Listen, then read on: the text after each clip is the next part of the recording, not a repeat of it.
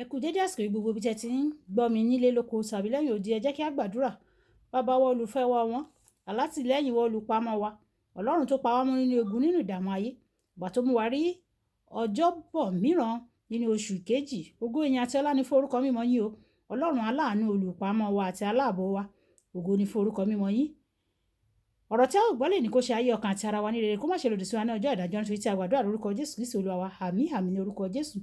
Ìwé ọ̀run ṣíṣí tí a ti ọwọ́ olùṣọ́ àgùntàn yín náà kọ Adéjàre Adébóyè kọ. Èní ọjọ́bọ̀ ogúnjọ́ oṣù kejì.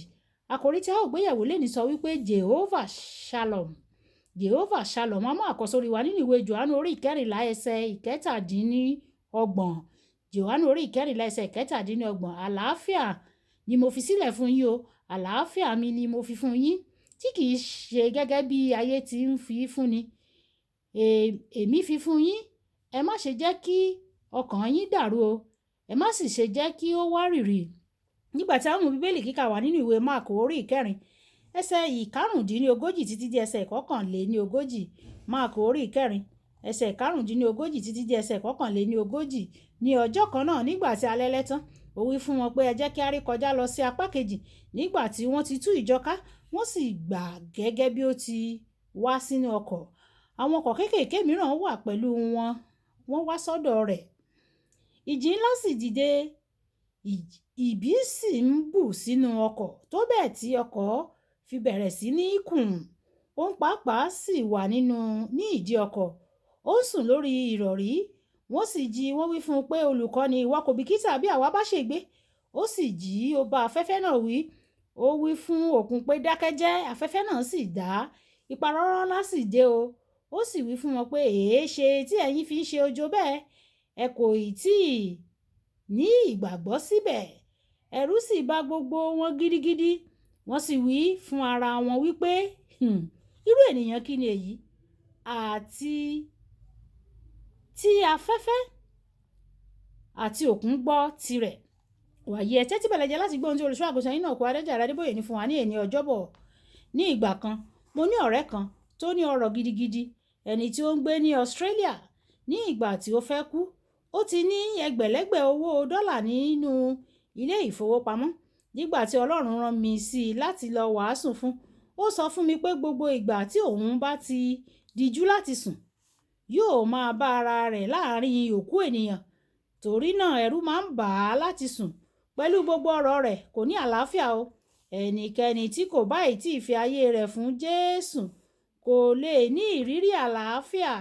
Nígbà tí àwọn ènìyàn bá yọ̀ǹda ayé wọn fún Jésù Kristi, wọ́n máa ń ní ìmọ̀lára àlàáfíà ńlá nínú wọn. Ìrírí tó wọ́pọ̀ ni o. Èyí fún gbogbo ẹni tí ó bá wà nínú Kristi. Nígbà tí o bá yọ̀ǹda fún Ọlọ́run, ìwọ yóò rí pé ẹrù tó wíwo tí o ti ń gbé, tí ó ti wà ní ọkàn rẹ tipẹ́tipẹ́, Jehovah Shalom gbé ẹrù náà kúrò lórí rẹ wàyí o. Ó sì fún ọ ní àlàáfíà.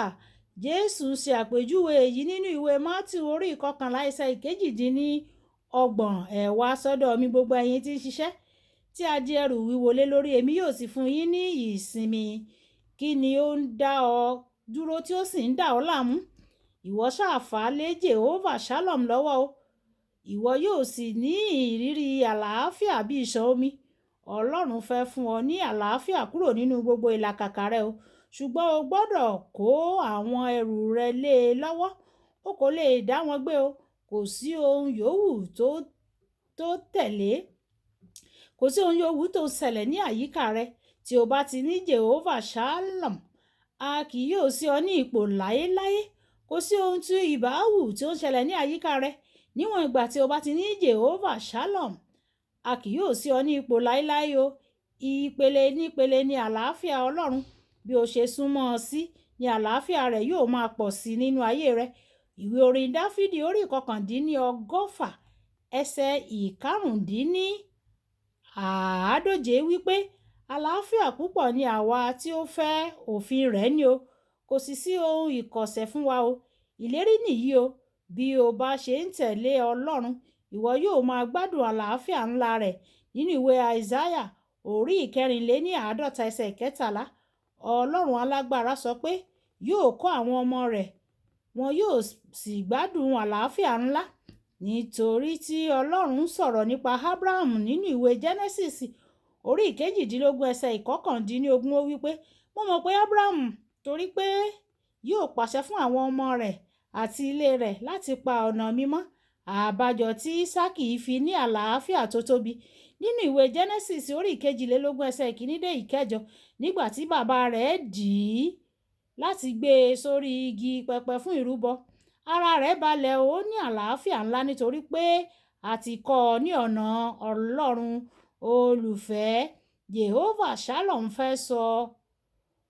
fẹ́ sọ àlàáfíà rẹ láyé di púpọ̀ àti ní ayé àwọn ìrandíran rẹ ṣùgbọ́n fún un láti ṣe bẹ́ẹ̀ o gbọ́dọ̀ fẹ́ràn òfin rẹ̀ àti ọ̀nà rẹ̀. Kókó ọ̀rọ̀ bí o bá ṣe fẹ́ràn òfin Ọlọ́run àti ọ̀nà rẹ̀ ni yóò sọ bí àlàáfíà rẹ yóò ṣe pọ̀ tó.